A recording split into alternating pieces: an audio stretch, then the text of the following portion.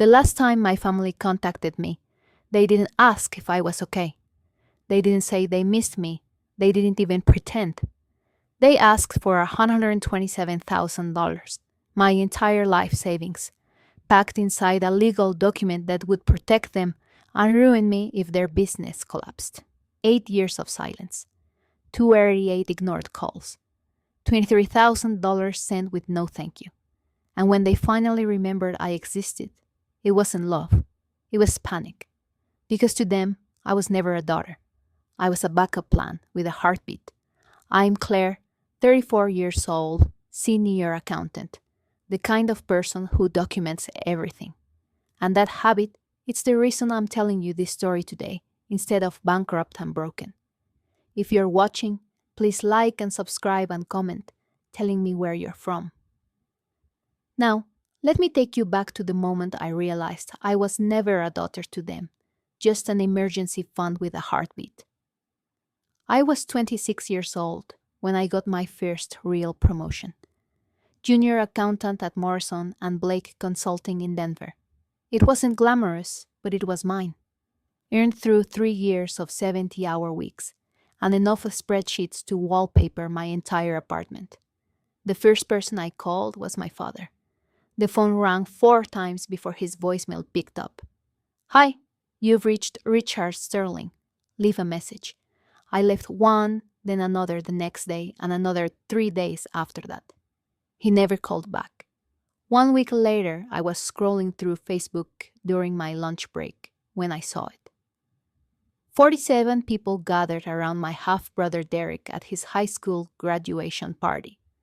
Balloons, a 3-tier cake, my father's arm wrapped proudly around Derek's shoulders, both of them grinning like they just conquered the world. I hadn't been invited. I hadn't even known it was happening. Still, I sent Derek a congratulations card with a $500 check tucked inside. I figured maybe the mail had gotten lost. Maybe they tried to reach me and couldn't. I made excuses for them because that's what I'd been doing since I was 12 years old. Since my mother died and my father remarried Barbara, 2 years later, Derek cashed the check within the 3 days. I know because I checked my bank statement obsessively, waiting for some acknowledgement. A thank you text, a phone call, anything. Nothing came. That was the first time I started keeping receipts. Call it professional habit. I'm an accountant after all. Every unanswered call, every unacknowledged gift, every silence that stretched longer than the one before. I didn't know it then, but those records would eventually save my life, or at least save me from losing everything I'd worked for. The pattern became clear over the next 5 years, though I refused to see it for what it was. Derek called me for the first time in 18 months when he was 23. No small talk, no, "How are you, sis?" Just, "I need $8,000 for a startup. It's a sure thing. I'll pay you back in 6 months." I wired the money that afternoon. The startup, some app for matching dog walkers, with pet owners, folded 4 months later. Derek never mentioned repaying me. When I brought it up during one of my unanswered voicemails, I got a text back. "Things are tight. You understand?"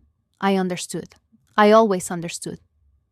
3 years ago, Barbara texted me for the first time in 26 months. I still remember staring at my phone, heart racing, thinking maybe finally something had changed. Her message read, "Emergency roof damage from storm. Need $15,000 for repairs. Your father's credit is maxed. Please help family." I transferred the money within 48 hours, draining half my emergency fund. 2 months later, I saw her Instagram post. Barbara leaning against a brand new pearl white Lexus RX, captioned "Birthday gift to myself." Blessed had new car smell. The roof, as far as I could tell, looked exactly the same in every photo. $23,000. That's what I'd sent them over 5 years, not counting the smaller gifts, the cards with cash, the subscription boxes at Christmas. $23,000. 0 thank you notes, 0 visits, 0 returned calls. But I kept sending birthday cards. I kept trying because I still believed that blood meant something, that if I just loved them enough, eventually they'd love me back. I was wrong, but it would take me 3 more years to admit it. 14 months. That's how long it had been since anyone in my family had acknowledged my existence in any form. I'd counted, not because I wanted to, but because the silence had become so absolute that I started marking the days like a prisoner scratching lines into a cell wall. During those 14 months, I called 17 times. Each call went straight to voicemail. I left messages that ranged from cheerful, just checking in, hope everyone's doing great, to concerned, is everything okay? Please call me back. To finally, desperately honest, I just want to know if I did something wrong, please. Voicemail, voicemail, voicemail. I sent a Christmas card last December with a $200 gift card for each of them. Richard, Barbara, Derek. I tracked the package. Signature confirmed. Delivered December 21st at 2:47 p.m. No response. Not a text, not an email, not even an automated thank you. By March, I started to accept the truth I'd been running from for 8 years. I didn't have a family anymore. Maybe I never really had. I came home from work on a Friday evening, exhausted from month-end closing, and checked my mailbox out of habit. Bills, junk mail, credit card offer, and then, nestled between a water bill and a furniture catalog, I saw it. A cream-colored envelope, heavy cardstock, my name written in elegant calligraphy across the front. In the upper left corner, embossed in gold, the Sterling family. My hands trembled as I opened it. You are cordially invited to celebrate the 65th birthday of Richard Allen Sterling. The Grand Palazzo Hotel, Houston, Texas. April 15th, 6 o'clock p.m. Black tie optional. After 14 months of silence, they finally remembered I existed. The question was, why now? I stared at that invitation. For 2 hours. 87 guests. That's what the RSVP card indicated. A celebration for close friends, business associates, and cherished family. The Grand Palazzo Hotel was Houston's most exclusive event venue. The kind of place where oil executives and real estate mogul hosted their milestone moments. I'd looked it up online. Minimum booking fee of $35,000 for their grand ballroom. This wasn't a casual dinner. This was a statement. And somehow, after 8 years of silence, I'd made the guest list. Don't go. That was Marcus Webb, my colleague and closest friend at Morrison and Blake. We'd worked together for 6 years, and he knew my family situation better than anyone. The unanswered calls, the one-way money transfers, the holiday cards sent into a void.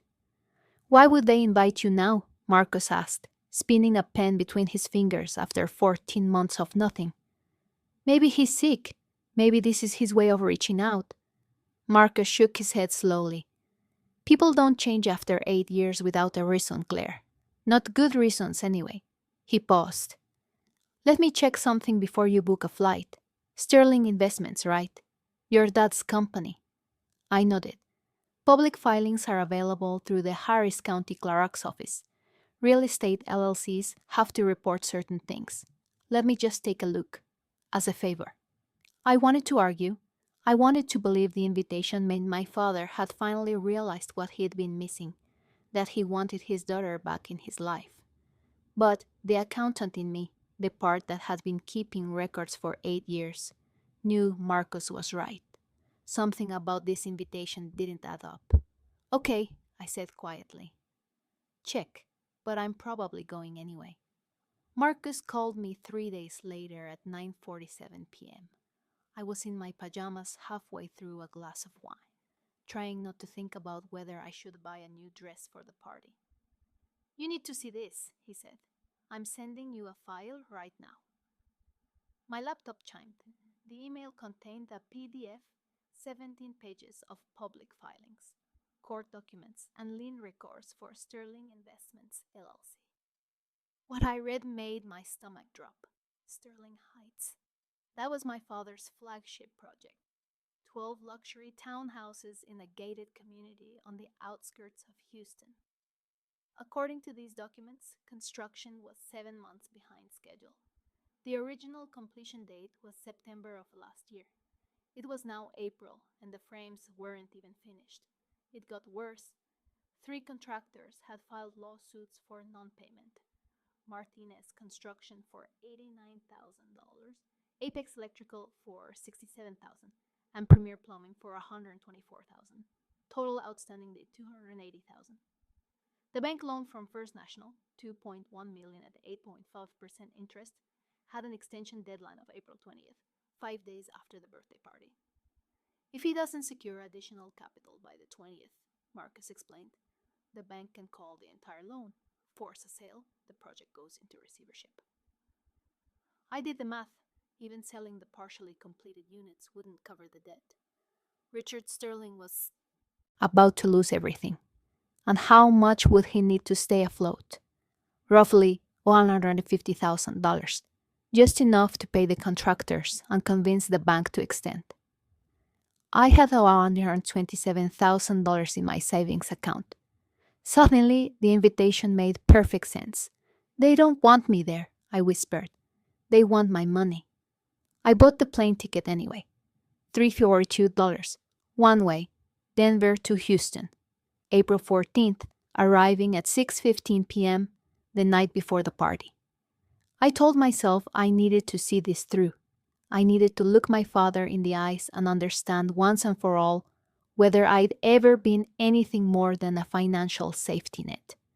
But I wasn't going in blind. Not this time. The night before my flight, I spent 4 hours printing documents, bank statements from the last 8 years, showing every transfer I'd made to the Sterling family. Dated, annotated, highlighted, screenshots of text messages, call logs from my phone carrier, receipts for gifts, sent via registered mail with signature confirmation. I organized everything into a manila folder, then copied the key documents onto a USB drive that I took into my carry-on. Old habit, always have a backup. At 7 a.m. on April 14th, I called Marcus from the gate. If you don't hear from me in 48 hours, I said, send everything to my personal email, the bank statements, the court filings, all of it. Claire, this is insane. You know what they're planning? Why walk into the trap? I watched the boarding announcement flash on the screen because I need to know. I need to hear them say it or not say it. I need to close this chapter, one way or another. Marcus was quiet for a long moment. Be careful and call me the second you're out of there. I will. I boarded the plane with 8 years of evidence in my back and a knot in my stomach that wouldn't loosen. I wasn't going to Houston to reconcile. I was going to find out the truth, whatever that cost me. The Grand Palazzo Hotel looked exactly like its website photos, and exactly like the kind of place where I didn't belong. Crystal chandeliers the size of compact cars, marble floors polished to a mirror shine, staff in crisp black uniforms moving silently between guests who wore watches worth more than my annual rent. I checked my reflection in a gilded mirror near the entrance. My dress was black, simple, purchased from Nordstrom Rack for $89 during last year's clearance sale. It was the nicest thing I owned. Here, surrounded by Valentino gowns and Tom Ford suits, I looked like the hired help. The grand ballroom held 87 guests when I arrived. I'd counted the RSVPs on the invitation, and the reality matched. Clusters of well-dressed strangers clutching champagne flutes, a live jazz quartet playing softly in the corner, a champagne tower glittering under strategic lighting, and there at the center of it all stood my father. Richard Sterling at 65 looked distinguished in a way that money bought. Silver hair swept back perfectly. A suit that probably cost more than my car. Cufflinks that caught the light when he gestured. Beside him, Barbara wore emerald green silk, diamonds at her throat and ears. Derek lounged nearby in a navy blazer, a Rolex catching the light every time he raised his glass. This was their world, their stage. Every person in this room was here to celebrate Richard Sterling's success, his taste, his status. And I stood at the edge of it in my '89 Nighthawk dress, clutching a manila folder inside my bag like a lifeline. Barbara spotted me first. Her smile flickered just for a moment before settling into something that looked almost welcoming. "Oh," she said loud enough for nearby guests to hear. "You actually came." My father turned at Barbara's words, and for a split second I saw something flash across his face. Surprise? Calculation? It vanished before I could name it, replaced by a wide smile that didn't reach his eyes. "Claire." He crossed the distance in 3 strides, arms outstretched. "My daughter, it's been too long. 8 years, Dad." "Has it really?" He pulled me into a hug that felt rehearsed. "Time flies. You look wonderful. I called 288 times. You never answered." Barbara inserted herself smoothly, her hand on my father's arm. "We've been so busy with the business. You know how it is. Real estate never sleeps." Derek drifted over, champagne sloshing slightly in his glass. "Hey sis, looking good. Got anything exciting going on? New job? New investments? Do you need more money for another startup, Derek?" His smile tightened, just making conversation around us. Guests glanced our way with polite curiosity. The prodigal daughter returned for the patriarch's celebration. I could see them constructing the narrative in their heads. Family reunion, heartwarming moment, perhaps a toast later about the importance of togetherness. They had no idea. My father's hand found my elbow, steering me gently toward the far side of the ballroom. "Come, I want to introduce you to some people. We have so much to catch up on." His grip was firm, purposeful. Barbara caught his eye and gave a small nod. Something passed between them, a signal, a confirmation. They'd planned this. Whatever came next, they'd rehearsed it. "Actually," Richard said, lowering his voice as we approached the side door, "there's something important I need to discuss with you first in private." The trap was closing, and I was walking straight into it.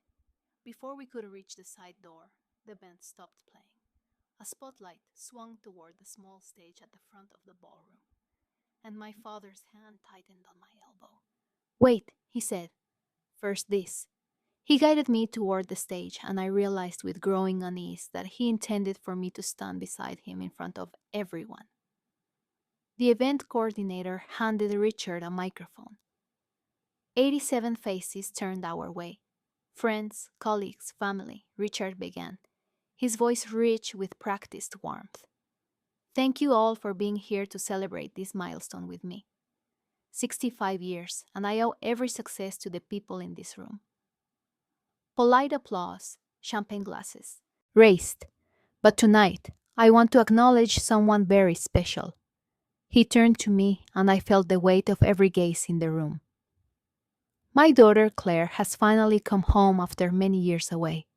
The Sterling family has always valued unity above all else, and having her here tonight means more than I can express.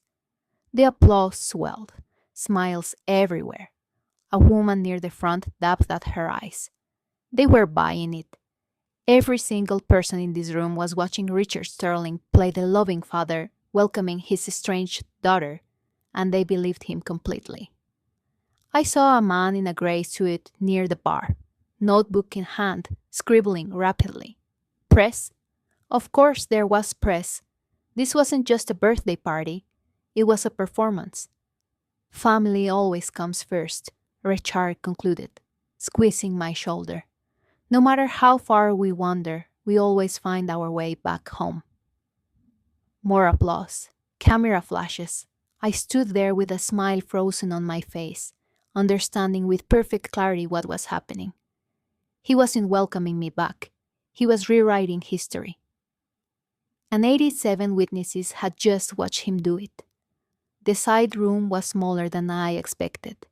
A private parlor adjoining the ballroom, decorated in the same opulent style, but without the crowd. A mahogany table sat at its center, and on that table lay a stack of documents. Barbara and Derek were already inside waiting. The door clicked shut behind us, muffling the sounds of the party. "Now we can talk," Richard said, gesturing toward the papers. "Have a seat, sweetheart." I didn't sit. I walked to the table and looked at the top document. Authorization of Fund Transfer, Sterling Investments LLC. Account number partially redacted. An amount line left blank, but with $127,000 written in pencil beside it. Someone's note to themselves.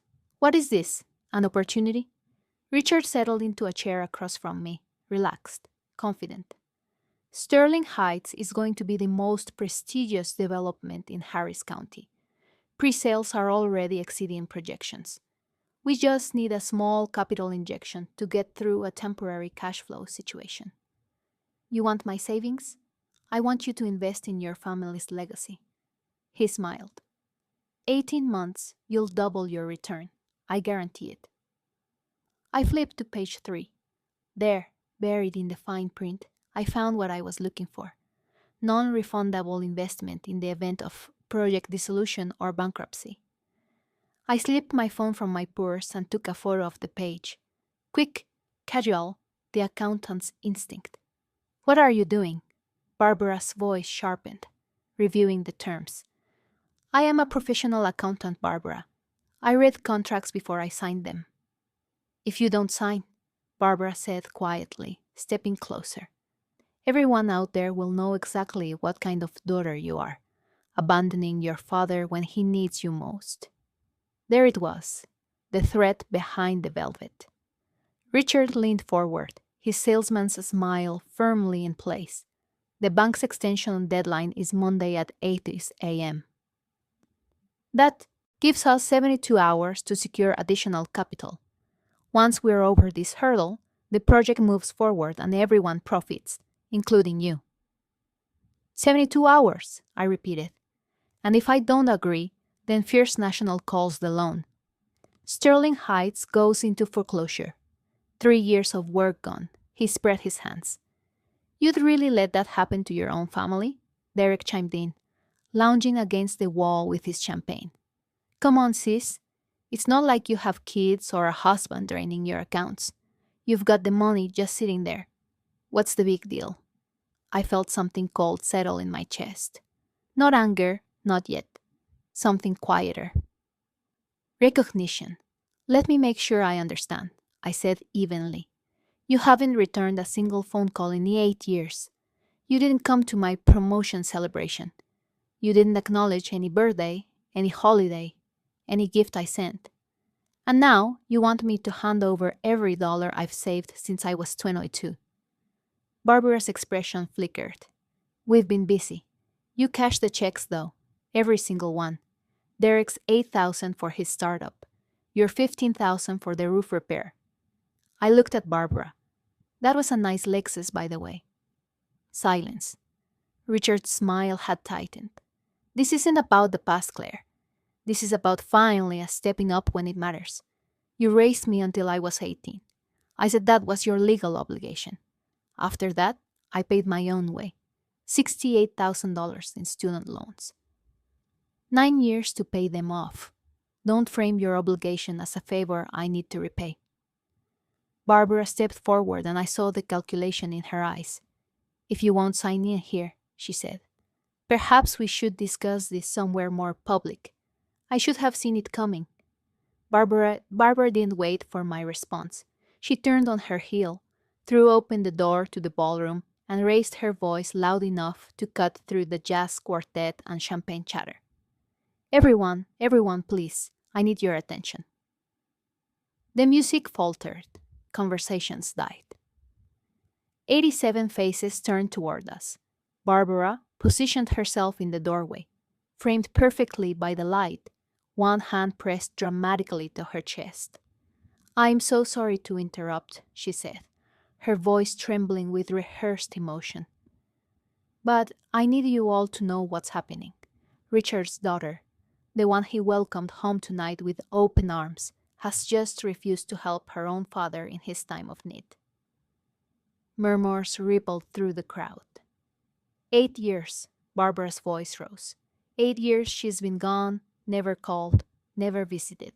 And now, when her father asks for help, a simple family investment, she says, no, right here at his birthday celebration.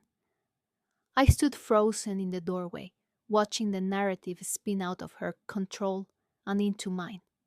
No, that wasn't right. This was her control. Every word calculated to make me the villain. We tried so hard to reach her, Barbara continued, dabbing at dry eyes all those years.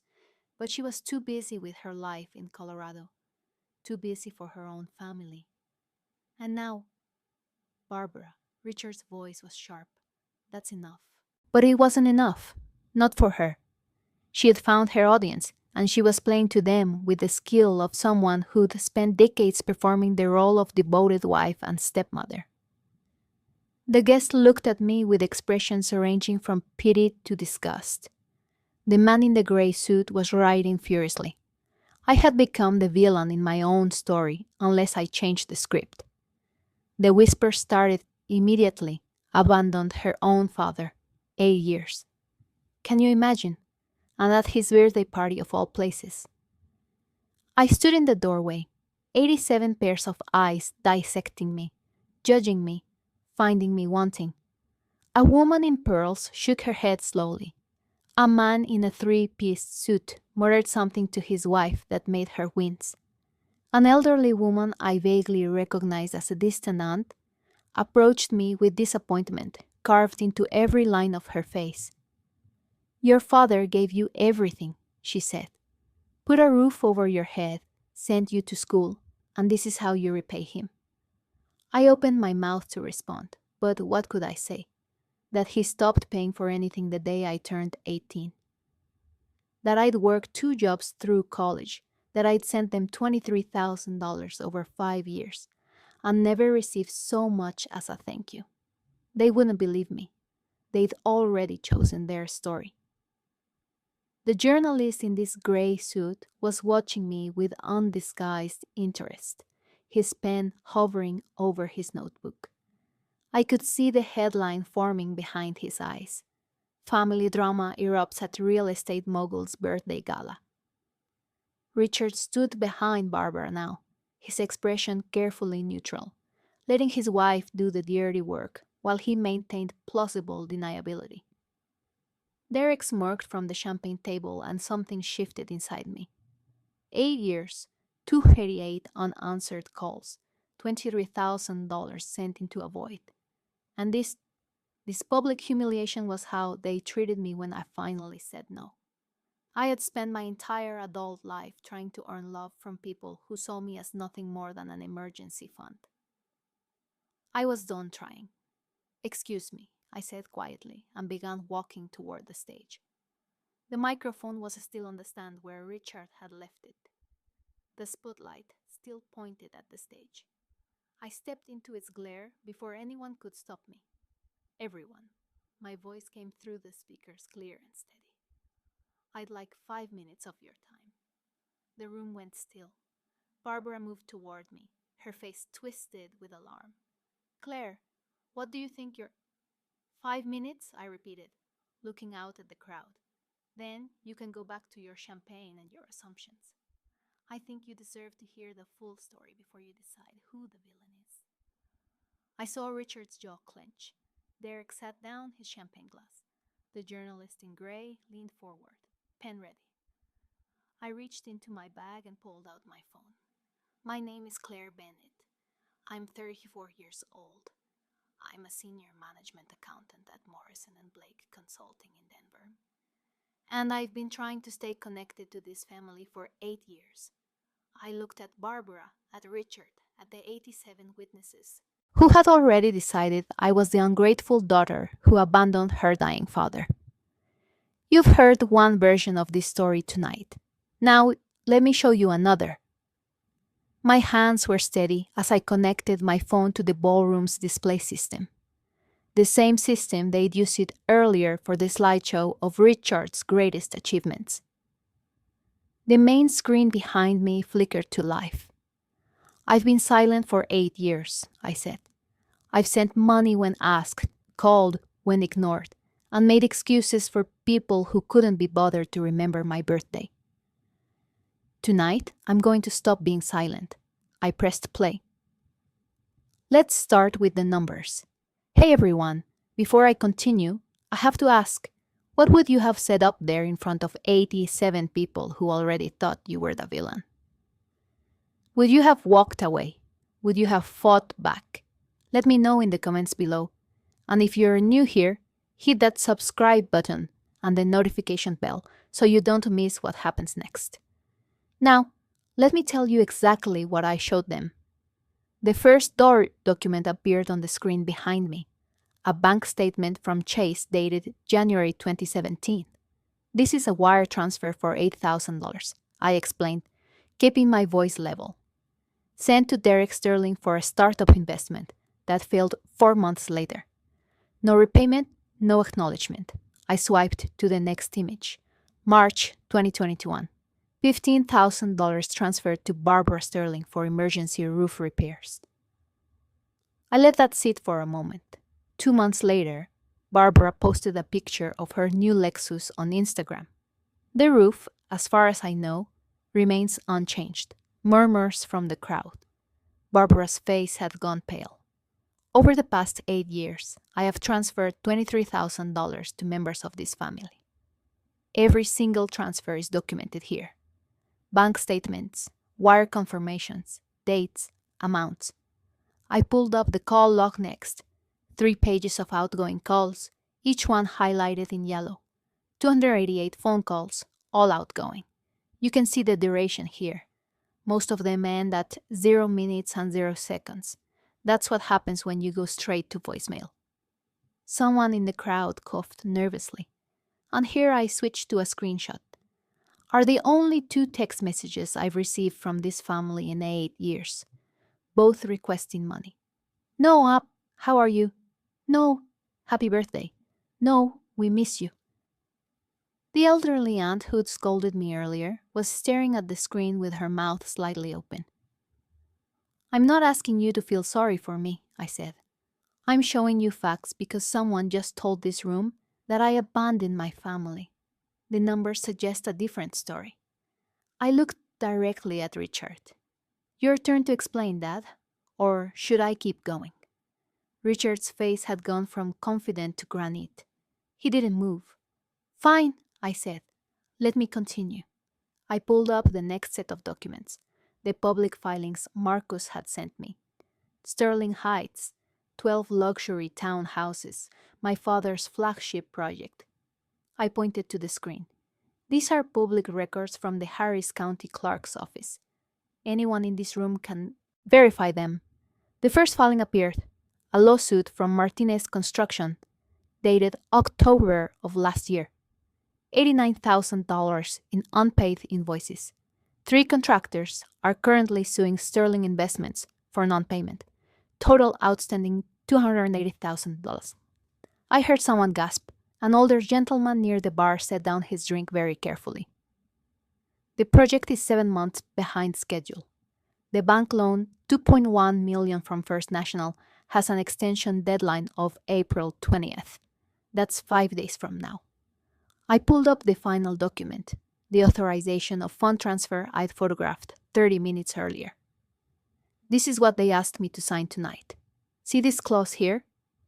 Non-refundable investment in the event of project dissolution. That means if the project fails, which it very well might, I lose everything. The room had gone completely silent. They didn't invite me to this party because they missed me, I said. They invited me because they needed $127,000. That's my entire life savings, 12 years of work, and they wanted me to hand it over with no recourse if it all collapses. I looked at the journalist who was writing so fast his hand was blurring. You want to verify any of this? Harris County Clerk's office. Case numbers are right there on the screen. Behind me, Richard finally spoke. Claire, you're destroying this family. No, Dad, you already did that. Richard stepped toward the stage, his composure cracking like thin ice. This is private family business, he said, his voice carrying that authoritative boom he used to close deals. Claire is clearly emotional and confused. I'm a certified management accountant, Dad. I literally analyze financial documents for a living. I'm not confused. Barbara rushed forward, heels clicking against the marble. She's trying to sabotage us. Years of silence, and now she shows up to humiliate her own father in front of his friends and colleagues. You invited me, Barbara. You sent the invitation to my address. We were trying to include you to bring the family together. I held up my phone, still connected to the display. Should I pull up the email you sent to Dad's lawyer 6 weeks ago? The one where you specifically mentioned my savings account and discussed the necessity of presenting a unified family front to secure my cooperation. Barbara's face went white.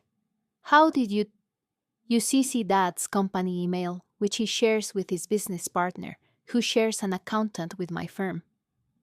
I kept my voice calm. I'm very good at my job, Barbara. Derek pushed away from the bar, swaying slightly. This is ridiculous. She's just mad because she never fit in. Derek! Richard cut in sharply. Stop talking. But Derek was already past listening. We're supposed to pretend she's some kind of victim. She left. She moved across the country and barely called. 288 calls, I said quietly. Would you like me to show the log again? Silence. The journalist's pen had stopped moving. He was just staring now, transfixed by the unfolding disaster. In the crowd, I saw a man I recognized from the news, a real estate developer who had partnered with my father on 2 previous projects. He was already heading for the exit. The first person to speak was not who I expected. He was an older gentleman with silver hair and the bearing of someone who'd spent decades closing boardroom deals. I recognized him from the earlier slideshow. Gerald Morrison, one of my father's oldest business associates. Richard, his voice carried across the silent ballroom. You owe $300,000 to contractors, and you're throwing a party that cost what? $50,060. Richard's jaw tightened. Gerald, this isn't... I was going to invest another $200,000 in your new development next month. Gerald set down his champagne glass with a decisive clink. I think I'll be reconsidering that. He walked toward the exit without looking back. The elderly aunt who had scolded me earlier approached the stage, her face transformed by something that looked like genuine regret. Young lady, she said quietly, I owe you an apology. I had no idea. Richard always said you were too busy to visit, that you preferred your independence. I preferred a family that returned my phone calls, ma'am.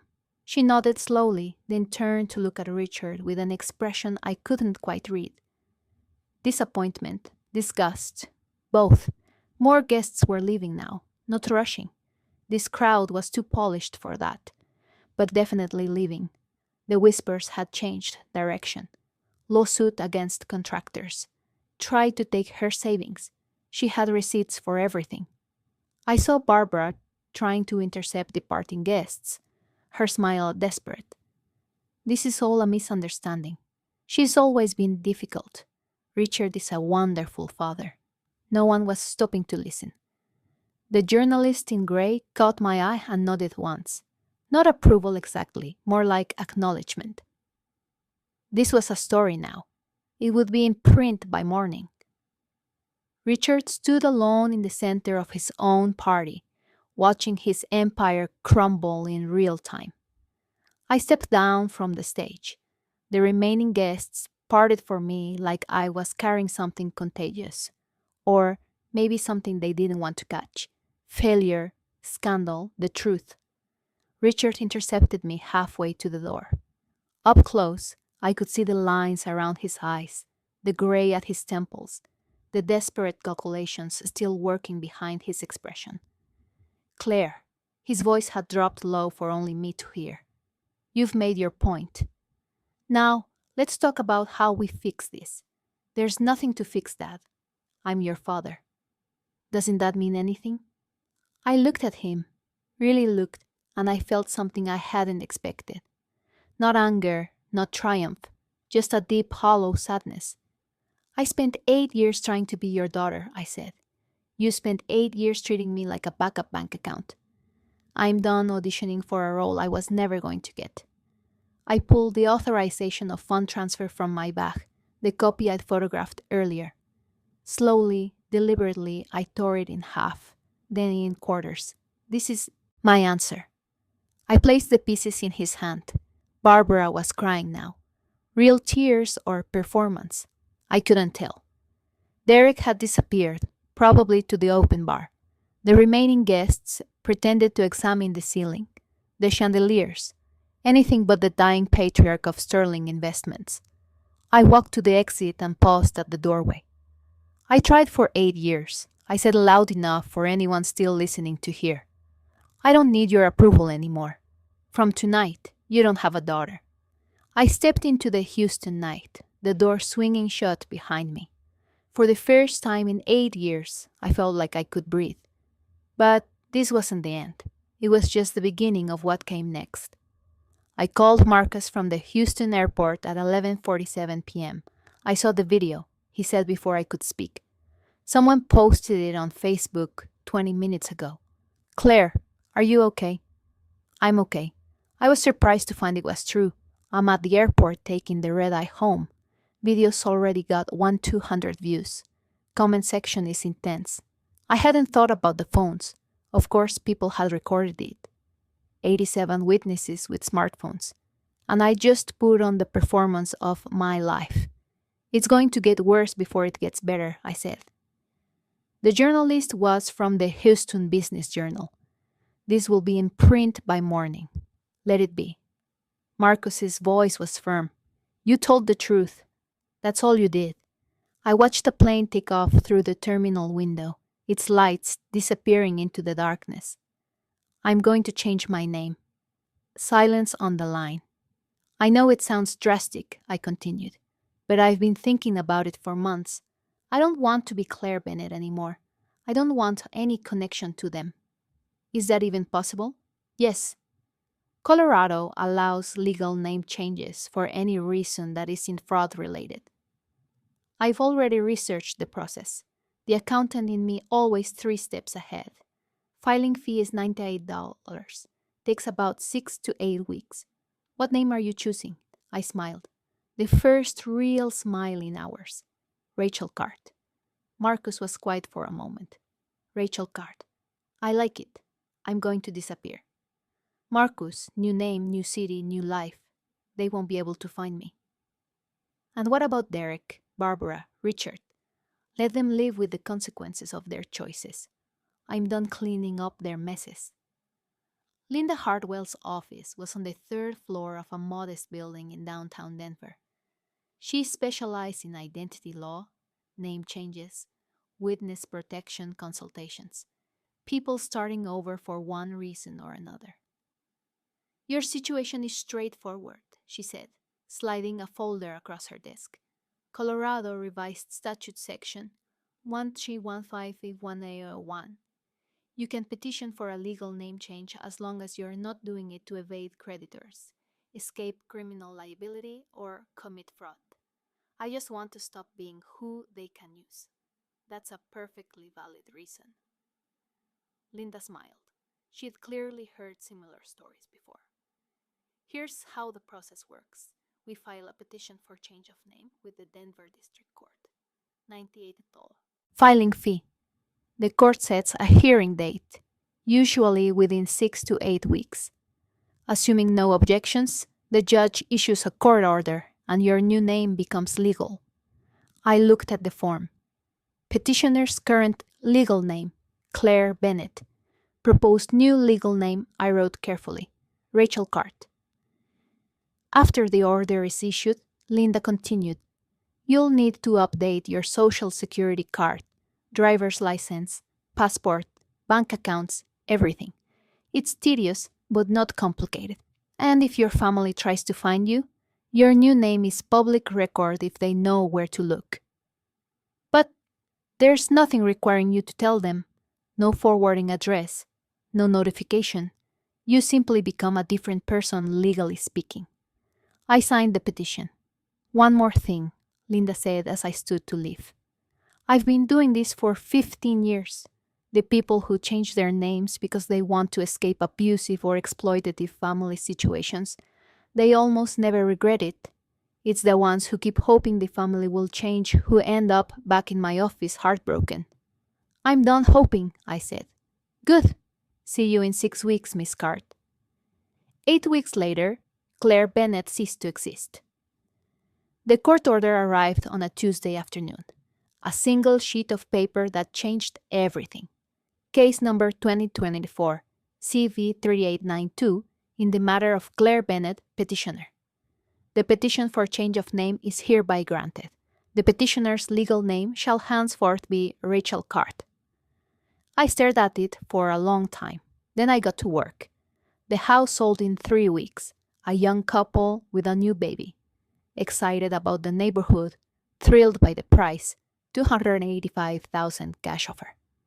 After paying off the remaining mortgage, I walked away with $112,000. I canceled my phone number, the same number I'd had for 12 years. The one I'd left on 88 voicemails that were never returned. Gone. I deleted my email accounts, my Facebook profile, my LinkedIn. Everything that said Claire Bennett disappeared from the digital world. Marcus was the only connection to my old life. I gave him a P. Box address in Portland, Oregon, for emergencies only. And if anyone asks, you haven't heard from me in years. They're already calling, he said. Your father's assistant, some lawyer. They keep asking if I know where you are. You don't. That's the truth, he nodded. Be safe, Rachel. It felt strange hearing that name out loud. Strange, but right. I boarded a plane to Portland on a gray June morning. New city, new name, new beginning. The woman who stepped off that plane wasn't Claire Bennett anymore. The invisible daughter, the endless giver, the emergency bank account. She was Rachel Card, and for the first time in her 34 years, she belonged to nobody but herself. Marcus called me in November. I thought you'd want to know, he said. It's over. I was sitting in my new apartment in Portland, watching rain streak down the windows, 11 stories up, overlooking the Willamette River. Small, but mine. Sterling Heights, foreclosed in July. First National called the get loan when your father couldn't secure additional capital. The project went into receivership. The bank took a loss of about $800,000. Your father? Marcus paused. He lost everything. Claire. Rachel. Sorry, I'm still getting used to that. I didn't feel the satisfaction I'd expected. Just a hollow finality like watching a building you used to live in finally collapse. The Houston Business Journal ran a follow-up piece last month. Marcus continued. Local developer's family drama goes viral. 23,000 views online. They interviewed some of the guests from the party. Nobody's investing with him anymore. And the house, River Oaks property, went on the market in September. He needed to sell to cover the contractor lawsuits. The article said he's renting a condo in the suburbs now. I thought about the man I'd seen at the party. Silver hair, Tom Ford suit, surrounded by admirers. The patriarch of the Sterling family, master of his domain, now living in a rental condo, his reputation in ruins. The Houston Real Estate Investors Association voted to revoke his membership, Marcus added. Conduct unbecoming or something like that. He's essentially blacklisted from every major deal in the city. I closed my eyes. Thank you for telling me. Are you okay?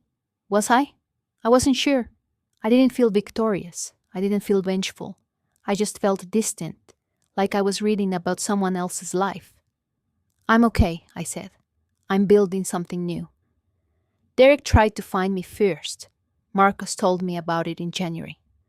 My half-brother had apparently spent 3 weeks attempting to track me down through every channel he could think of. He messaged my old Facebook account, deactivated, called my old phone number, disconnected, emailed my old Gmail account no longer exists. He showed up at Morrison and Blake Consulting asking for Claire Bennett. The receptionist told him no one by that name worked there because Rachel Cart's personnel file made no mention of a previous identity. He even drove to my old house in Denver. The new owners, understandably confused, told him the previous owner had moved 6 months ago. No forwarding address. No, they didn't know where. He seems desperate, Marcus said. Not hostile, just lost. I processed this information carefully. Derek had never been cruel. Exactly. Just entitled, thoughtless, the product of parents who'd given him everything and expected nothing. He sent a letter to your old address, Marcus continued. The new owners forwarded it to me since I handled the sale paperwork. Do you want me to send it to you? I thought about it for a long moment. Yes. The letter arrived a week later, handwritten on plain notebook paper. Derek's penmanship had always been terrible. I remember teasing him about it when we were younger before everything fell apart. Claire, I don't know if you'll ever read this. I'm sorry. I didn't know about the phone calls. I didn't know about the money. Mom, Barbara, she controlled everything and I just went along with it. Because it was easier. I'm working at Best Buy now. First real job. First time paying my own rent. I get it now. Kind of. Please write back, please. I folded the letter and put it away. I wasn't ready. Not yet. Hey, everyone, before I continue, I want to ask you something. A lot of people have asked me, did I ever feel guilty? Did I miss my family? Would I ever give Derek a second chance? I'll answer that in a moment. But first, if you're still watching, please take a second to like this video. It really helps the channel, and it lets me know these stories matter to you. Okay, let me tell you what happened next. Barbara's downfall was quieter than Richard's, but no less complete. I heard about it through Marcus, who heard about it from a colleague who'd attended a charity gala in Houston. The kind of event Barbara used to dominate. Designer gown, strategic positioning, air kisses with the right people. She hadn't been invited this year. Word had spread through the social circles that mattered to her. The video from the party, the lawsuits, the foreclosure, but mostly the video. Someone had edited it down to the key moments. Barbara's public accusation, my evidence, her face going white when I mentioned her Lexus. 300,000 views across various platforms. The comments were brutal. Imagine trying to steal your stepdaughter's savings and calling her ungrateful. The stepmother from every fairy tale, except this is real life. Queen of gaslighting caught on camera. Her friends, the women she'd brunched with, vacationed with, competed with for decades, had quietly dropped her from their group chats, their dinner parties, their lives. Nobody wanted to be associated with the woman from that video. The country club membership lapsed when they couldn't pay the dues. The Lexus was sold. The diamonds Barbara had worn to Richard's birthday were now in a pawn shop somewhere. And the marriage, according to Marcus's sources, was hanging by a thread. Richard blames her for the public confrontation. He reported, says, if she'd just kept quiet, they could have handled it privately. They've been fighting constantly. I imagine them in their rental condo, the walls closing in, each of them pointing fingers at the other, while their carefully constructed lives crumbled around them. I didn't feel sorry for Barbara, but I didn't feel triumphant either. I just felt free. My father hired a private investigator in February.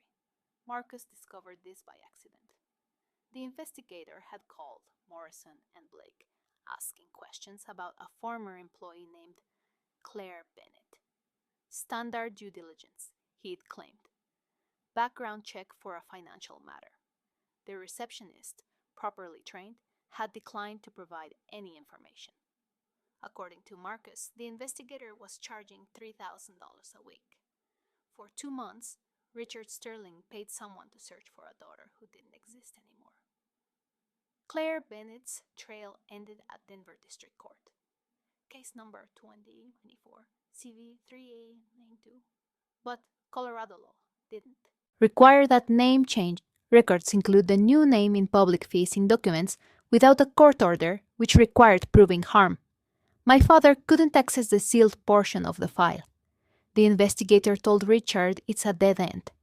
Marcus said she changed her name, sold her house, canceled all her accounts.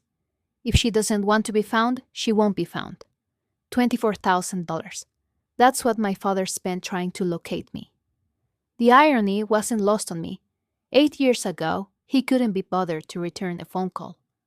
Now, he was hemorrhaging money he couldn't afford, desperately searching for the daughter he'd ignored for a decade.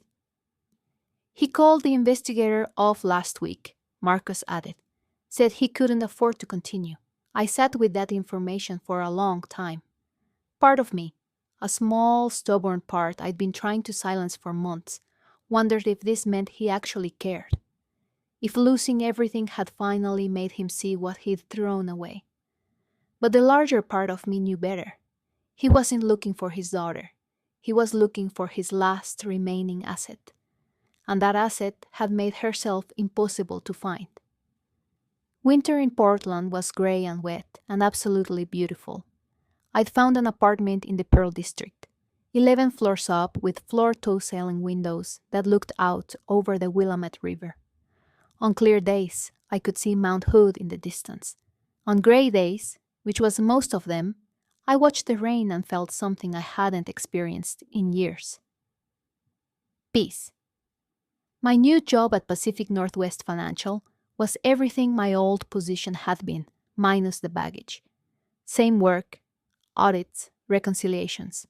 The satisfying puzzle of making numbers balance, different context, different name on my desk, different person answering when someone called.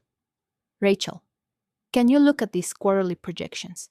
Rachel, lunch in the break room. Rachel, we're doing drinks Friday. You in? Every time I heard that name, something settled a little deeper in my chest. I'd made friends, real ones. Sarah from accounting who loved true crime podcasts. James from legal who made the best coffee and always shared the Thursday night yoga class, where nobody knew anything about me except that I showed up every week. Oh, Christmas was approaching, and for the first time in 8 years, I didn't buy cards for the Sterling family. I didn't agonize over gift selections that would never be acknowledged. I didn't spend December wondering if this would be the year they finally called. Instead, I decorated my apartment with string lights. I bought a small tree from the farmer's market. I accepted an invitation to Christmas dinner at Sarah's parents' house. Strangers who welcomed me because their daughter said I was worth knowing. On Christmas morning, I woke up alone in my apartment, made coffee, and watched the rain fall over the city. I didn't miss them. I missed the idea of them, but the reality I was better without it. The letter arrived in January and Marcus had forwarded through our agreed-upon system. His address to my P.O. box. No return address on the outer envelope. Inside was a second envelope, crumpled and readdressed multiple times. Derek's handwriting. I made tea before opening it, sat by the window, watched the boats on the river. Then I read, Claire, or whatever you're called now. I know you probably won't read this. You've probably thrown away everything I've sent, but I'm going to keep trying because that's all I know how to do anymore. I'm working at Best Buy. Floor sales, minimum wage, plus commission. It's humiliating and exhausting and the best thing that ever happened to me. For the first time in my life, I'm earning something instead of just receiving it. Dad lost everything. You probably know that. Mom Barbara, she moved out last month. They're getting divorced. He's alone in that condo, drinking too much, calling old contacts who won't take his calls.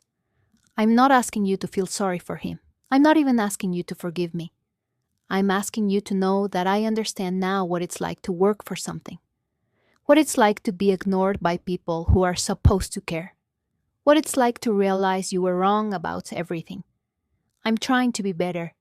I don't know if I'll succeed, but I wanted you to know I'm trying. Your brother, if you'll still have me. Derek. I folded the letter and put it back in its envelope. Then I got a fresh sheet of paper and wrote my response. Short, clear, honest. Derek, I read your letter. I'm glad you're learning, but I'm not ready for a relationship with anyone from that family.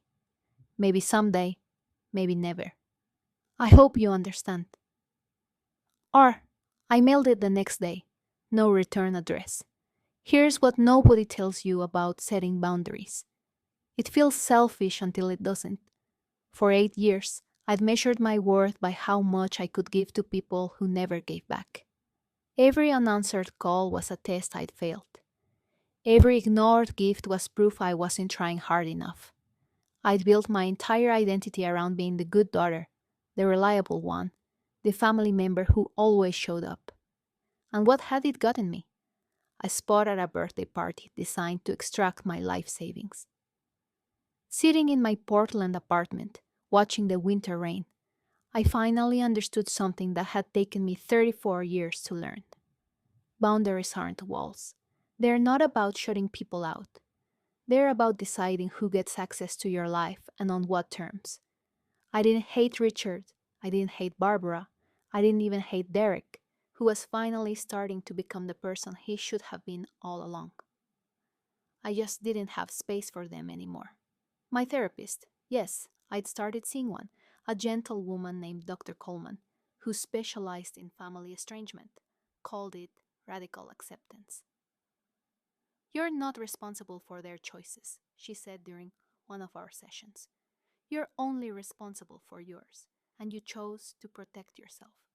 That's not selfish. That's survival. I thought about all the years I'd spent hoping they would change, all the energy I'd poured into a relationship that only flowed one direction. Now, I use that energy for other things, for friendships that nourished me, for work that fulfilled me, for a life that was mine alone. It wasn't revenge. It wasn't anger. It was something simpler and more powerful. Self-respect. And that I realized was worth more than any inheritance could ever be. Spring came to Portland in early March. Cherry blossoms lining the streets. Sunshine breaking through the clouds. The whole city exhaling after months of gray. I was sitting at my favorite coffee shop near the waterfront, laptop open, reviewing projections for a client meeting when my phone buzzed. Dinner tonight, that new Thai place, Sarah. I smiled and typed back. Yes, 7:00 p.m. Perfect. Bring your appetite. I'm ordering everything. I closed my laptop and looked out the window. A young couple walked by with a stroller. An old man fed pigeons on the corner. A group of tourists took photos of the bridges. Ordinary moments, the kind I'd spent 8 years waiting to share with a family that never wanted to share them with me. Now I shared them with people who actually showed up. My savings account was recovering slower than before, but steady. Pacific Northwest. Financial had offered me a senior position with a raise. I was thinking about buying a small condo, maybe something with a view of the river. For the first time in my life, I was making plans without factoring in what my family might need from me. I used to think that family was blood, that being a Sterling meant something fundamental about who I was and what I owed. That if I just tried hard enough, loved hard enough, gave enough of myself, eventually they would love me back. I was wrong. Family is the people who choose to be in your life, who call you back, who show up without being asked, who want nothing from you except your presence. I'm Rachel Card now, 35 years old, accountant, friend, survivor, and for the first time in my life, I know exactly who my family is. They're the ones who chose me just as I am. Thank you for staying with me until the end of my story. If you've ever been treated like an ATM by the people who were supposed to love you, if you've ever felt invisible in your own family, I want you to know you're not alone, and walking away isn't giving up. Sometimes it's the bravest thing you can do. Please like and subscribe if my story resonated with you. Comment your city or country so I can see where you're watching from. And check out the other stories in the description. I think you'll find something that speaks to you. I'm Rachel Cart. New name, new life.